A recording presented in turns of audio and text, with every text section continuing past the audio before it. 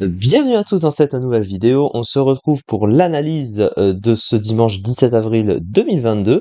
Et le Pokémon qui va finir la semaine, dans l'ordre, c'est Eliatron. Alors Eliatron, qu'est-ce que c'est? Alors en général, Eliatron, ça a toujours été un Pokémon extrêmement mauvais, qui n'est pratiquement jamais vu, qui n'est pas pratiquement jamais vu en stratégie par les bons joueurs, globalement. Euh, il n'est pas revenu dans Pokémon Épée Bouclier, mais je pense que ça n'aurait pas changé grand-chose pour lui de toute façon. C'est l'évolution du coup de Tournégrain, ce fameux petit Tournégrain. Alors, on va voir d'un peu plus près ce que c'est en stratégie. Alors déjà, il possède un type plante pure. Alors déjà, c'est pas une bonne nouvelle pour lui. Le type plante, c'est un mauvais type, que ce soit défensivement ou offensivement. Et malgré le fait qu'il apporte des résistances utiles au type électrique, sol et eau, il possède pas moins de 5 faiblesses, avec notamment des faiblesses feu, vol ou glace. Il y a aussi les faiblesses insectes et poisons qui sont peut-être moins gênante, mais globalement ça fait 5 faiblesses et c'est quand même assez problématique. Offensivement, le type plante est un des plus mauvais types offensifs du jeu, résisté par une grosse quantité de types. Pas moins de 6 ou 7 types résistent naturellement au type plante et ça fait que t'as tout ça qui y résiste. Donc c'est énorme. Le type acier en fait partie aussi, le meilleur type défensif du jeu, mais avec ça, t'as des types feu, les types plantes eux-mêmes, etc., etc., les types vol aussi. Bref, il y a une quantité astronomique de Pokémon qui résistent au type plante, donc quand tout est résisté par ton stab, autant de Pokémon sont résistés par ton stab, c'est quand même compliqué, et il a même pas de double stab pour compenser un peu cela, donc c'est un petit peu triste à ce niveau-là. Au niveau des talents du Pokémon, il possède Chlorophylle. Alors Chlorophylle, ça double la vitesse du Pokémon sous le soleil.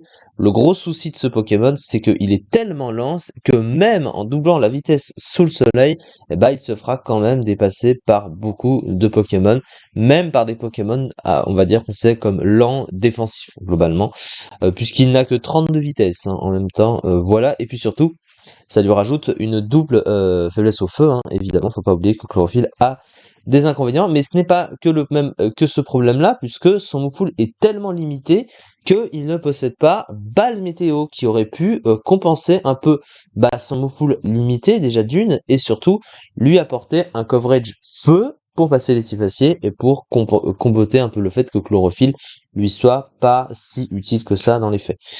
Early Bird, son deuxième talent, c'est matinal. Ça lui divise par 2 le nombre de tours dont il a besoin pour se réveiller s'il dort. Bon, c'est un talent qui est rarement vu car très situationnel.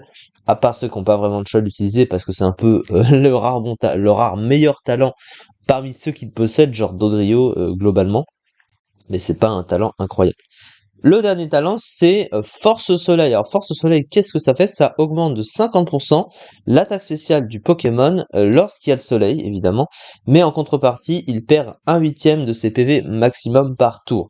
Alors, c'est utile, évidemment, mais encore une fois, comme sous le soleil, ça lui donne déjà une double faiblesse feu, ça ne change pas, mais en fait, les stats sont difficilement adaptés à ce genre de talent, parce que pour un talent, alors, autant le Pokémon est plus offensif, on le voit avec les stats, mais pareil, il n'a pas les stats pour aller avec un talent comme ça, surtout que en plus, il perd des PV à chaque tour, donc c'est difficilement adapté.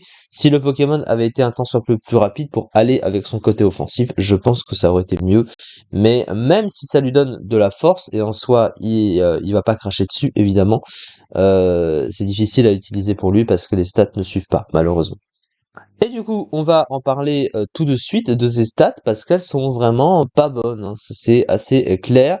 Sa meilleure statistique, c'est l'attaque spéciale. Elle est de 105, mais même ça, comparé à d'autres Pokémon qui tapent plus fort, on peut citer Roserade qui a 125 en attaque spéciale, Rafflesia tape plus fort, il a 110, Ampiflore je crois qu'il tape plus fort sur... non, je crois qu'Ampiflore c'est pareil. Mais bref, t'as d'autres Pokémon de type plante qui tapent plus fort, Gorithmix le Visic tape plus fort. Bref, les Pokémon de type plante meilleurs que lui, il y en a à rallonge, et le Power Creep ne va évidemment pas avec lui, le Power Creep, le fameux phénomène où les Pokémon deviennent de plus en plus forts. Donc sans ça qu'en attaque spéciale, c'est pas mauvais, mais c'est pas incroyable comparé à d'autres. Mais le reste des stats, c'est la problématique, parce qu'elles sont mauvaises, tout simplement. 85 en défense spéciale, 75 en PV. C'est un bulk qui est passable mais pas exceptionnel sur le spécial. Et il a 55 en défense, une défense physique qui est catastrophique tout simplement. 75 en attaque, ça on va pas en parler.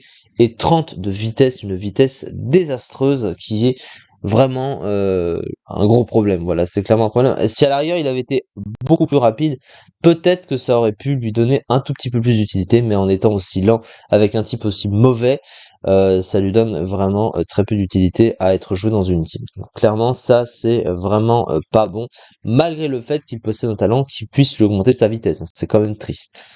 Dans le move pool du Pokémon, globalement, alors il possède quelques petits trucs, mais ça reste quand même très pauvre, hein, faut pas non plus s'emballer. Alors il possède néanmoins Telluri Force, hein, qui lui permet de passer les Pokémon de type acier, au moins il a un coverage comme ça, même si ça sert pas sur tous. À côté de ça, bah, il a les classiques du type plante, hein. Il a Giga Sensu, sans souci. Il possède Leaf Storm, évidemment, Tempête Verte. Il a Vampigraine. Il a le Lightning. Il peut poser un des écrans. Il a évidemment Synthèse, mais le problème c'est que ça a peu de points de puissance, donc tu préfères toujours un meilleur soin. Mais il a Sludge Bomb également, mais à côté de ça, bah, ses capacités de soutien sont très limitées et il a pas accès genre à Sleep Powder comme pourrait avoir Florizard ou quoi. Il a pas Balle Météo comme pourrait avoir Florizard ou quoi. Voilà, c'est un deuxième exemple. Il est trop limité ce move pool et en comparaison avec d'autres Pokémon de type plante qui ont mieux à proposer tout simplement, et ben il sera toujours moins bon que cela. Et avant, alors on va passer à la fiche stratégique assez rapidement quand même, une bonne attaque spéciale, une défense spéciale correcte, un move pool offensif intéressant, mais très lent, une mauvaise défense le rendant très fragile, une vitesse inutilisable, un type plante mauvais défensivement. Le Pokémon n'était pas bon, hein, comme j'ai pu le dire, et il ne l'a jamais été de toute façon. 187e du ZU. Vous voyez, hein, quand même, le chiffre est désastreux, donc c'est sans appel. Il a été joué que 3 fois quand même sur 544 matchs, donc voilà, ça vous donne un peu la couleur du truc. C'est ça pour cette vidéo. On se retrouve demain pour la prochaine analyse sur les Pokémon de la deuxième génération, et plus on va avancer, plus on va en faire par jour, voilà. Vous êtes annoncé. Alors demain, il y en aura encore une seule. Et je crois qu'à partir de mardi, on va commencer à en faire plus petit à petit. En tout cas, vous verrez ça. Merci beaucoup et à très vite.